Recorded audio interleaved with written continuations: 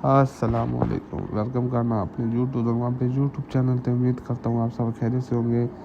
मैं भी अल्लाह के करम फजल शुक्र के साथ बिल्कुल ठीक ठाक और अल्लाह के करम फजल शुक्र के साथ आज की वीडियो का आगाज़ करते हैं। जैसा कि आपको पता है कि मैंने नॉर्थर्न पाकिस्तान सीरीज़ स्टार्ट की हुई है, जिसके सिलसिले में आज दूसरी वीडियो आएगी सीरीज़ की, जो कि होगी शोगरां सिरी पाई हिस्ट्री और इसके टूर के बारे में। तो आपने मेरे साथ रहना है ताकि आपको वीडियो देखने का मज़ा भी आए और व्लॉग देखने का मज़ा भी आए।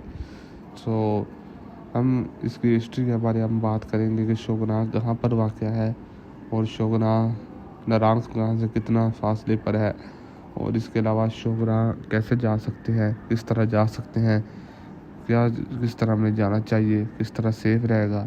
इस सब कुछ आपको इस व्लॉग में जानने को मिलेगा, साथ ही रहिएगा।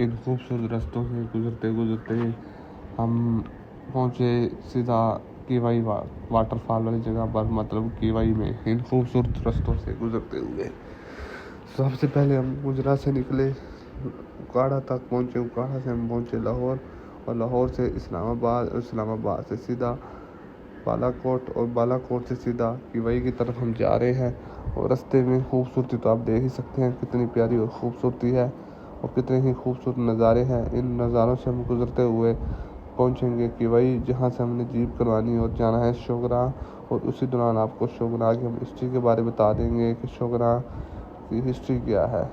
सारा आपको इसमें व्लॉग में देखने को मिल जाएगा। सो हम वीडियो का आगाज़ करते हैं। शोगनाह, जो कि नारायण कागान में से कागान विलेज से 50 से 55 किलोमीटर के फासले पर वाक़ है। अगर हम इसके सफ़र की बात करें तो ये 1.5 से 2 घंटे के दौरान तय होता है, जिसमें हम शोगनाह से पहुंच जाते हैं नारायण की तरफ। तो हम अगर जाना चाहते हैं, अगर आप जाना चाहें शोगनाह तक, तो आपको केवाई से रुकना पड़ेगा, और केवाई से आपको लेनी पड़ेगी जीप, जो कि सीज़न के हिसाब से रेंट ले लेते हैं। हमें काफ़ी महंगी पड़ी थी जीप, जो कि हमें पड़ी थी 10,000। शोगनाह तक जाते हुए केवाई से आपको लेनी पड़ती है जीप, जो कि हमें काफ़ी महंगी पड़ी थी 9,500 रुपये में, और हम 5 बंदे थे, तो उस हिसाब से हमें काफ़ी महंगी पड़ गई थी। तो हम यहाँ से निकले शोगनाह से, और आपको सारा रास्ते की खूबसूरती तो हम दिखा ही रहे हैं कि वही से हम निकल चुके हैं जीप पर, और साथ में रास्ते की आप खूबसूरती भी देखते जाइए। और यहाँ से हमने फिर जाना है सीधा नारायण, और रास्ता आपके सामने कितना ही खूबसूरत बना हुआ है। सो यही होता है शोगनाह की खूबसूरती, और इसी को हम कहते हैं खूबसूरत इलाका। और आगे से हमने सिरी पाई भी जाना है, और वो भी बहुत प्यारे इलाके हैं, वो भी आपको सारे हम दिखाएंगे इसी वीडियो में। सो आपने मेरे साथ रहना है ताकि आपको हर चीज़ देखने को मिलती रहे। सो हम पहुंचने वाले हैं शोगनाह की तरफ।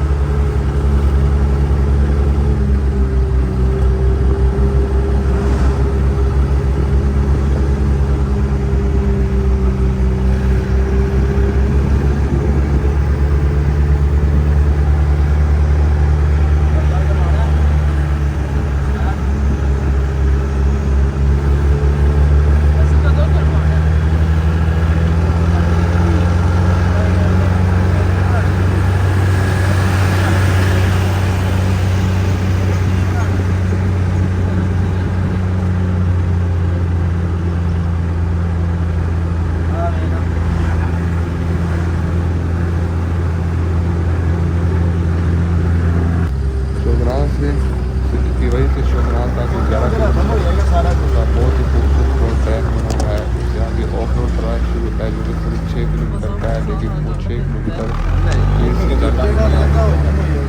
रास्ता बहुत ही ख़राब है।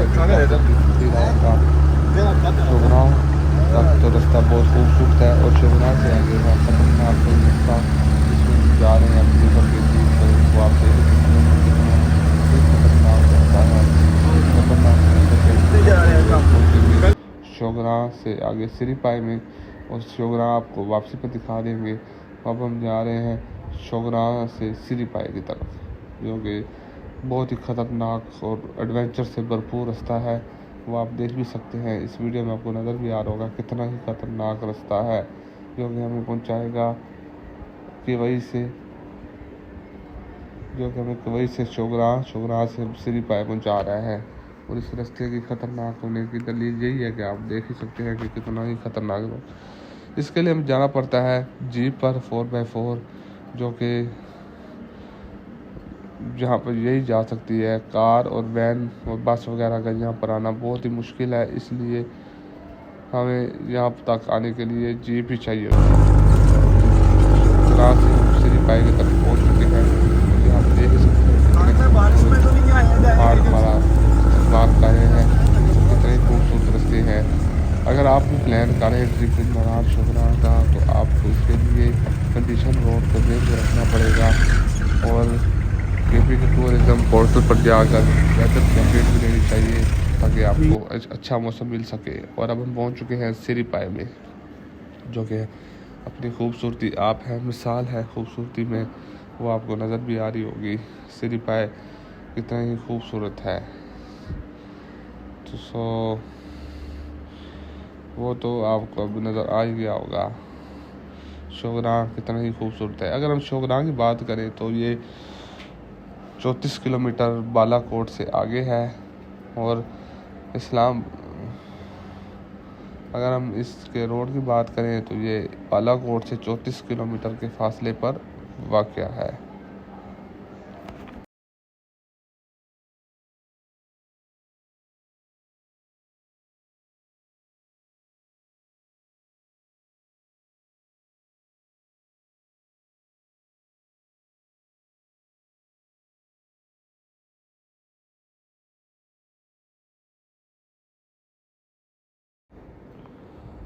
शोगराव जो कि एक पहाड़ों का स्टेशन है, जो कि केगान वैली में वाक़या है। इसकी हाइट की हम बात करें तो ये 7,790 फुट सतह समंदर से वाक़या है। और इसकी बात करें तो ये सतह समंदर से 7,749 फुट पर वाक़या है। और इसकी हाइट 2,362 मीटर है। ये एक पॉपुलर टूर अट्रैक्शन बन चुकी है टूरिस्ट के लिए, जो कि ये बताती है कि ये कितना ही मशहूर इलाका है। और ये मानसेरा के ज़िला में वाक़या है। और हम यहाँ के मौसम की बात करें तो ये ज़्यादातर समर और गर्मी और सर्दी दोनों मौसमों में खुला रहता है। जून टू अगस्त तक यहाँ पर पीक होती है टूरिज़्म की, जो कि हमने देखा भी था जब हम पहुँचे हैं। यहाँ पर काफ़ी ज़्यादा रश था, तो यहाँ पर वेदर का जो टेम्परेचर है वो भी बेहतरीन होता है, जो कि 20 से 37 के दरमियान होता है। 3 से 20 सेंटीग्रेड तक होता है, जो कि इसके खूबसूरत मौसम की निशानी है। तो मानसून वाइंड जो होती है वो भी यहाँ पर होती है काफ़ी ज़्यादा। बारिश इस मौसम में, इस सीज़न के दौरान बारिश भी काफ़ी होती है और तेज़ बारिशें होती हैं। और शोगराव जो है ये ब्लॉक भी हो जाता है कभी कभी बारिश की वजह से, क्योंकि यहाँ पर काफ़ी ज़्यादा रश होता है। और जगह पर आपने देख ही लिया है सिरीपाई कितनी प्यारी जगह है, और ये इसी वजह से ज़्यादा प्यारी है कि यहाँ पर लोग आते भी बहुत हैं। तो सिरी और पाई में झीलें भी होती हैं, जिसे हम सिरी लेक और पाई लेक कहते हैं। अगर हम पाई लेक की बात करें तो ये सेंटर ऑफ मेडो में वाक़या है, जो कि पाई में है और शोगराव के बिल्कुल करीब है।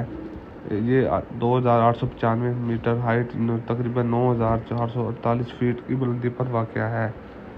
इसे मकरा पीक भी कहते हैं, जो कि मलका पर्वत और मूसा का मसल्ला और कश्मीर माउंटेन के दरमियान है, जो कि दिस लेक इज़ एक्सेसिबल यानी ये केवाई में वाक़या है। और शुकरान से हम जीप पर जब जाते हैं वहाँ पर ही इसका ट्रैक निकलता है, जहाँ से ये झील हमें देखने को मिल जाती है। उम्मीद करता हूँ आपको मेरा ये व्लॉग पसंद आएगा। अगर ये मेरा व्लॉग पसंद आए तो मेरे चैनल को अगर आपको मेरी ये वीडियो पसंद आई तो मेरे चैनल को लाइक शेयर सब्सक्राइब लाजमी कर दीजिएगा। इसी के साथ मुझे दीजिए इजाज़त। अपना बहुत सारा ख्याल रखिएगा, मुझे भी अपनी दुआओं में याद रखिएगा। अल्लाह हाफिज़।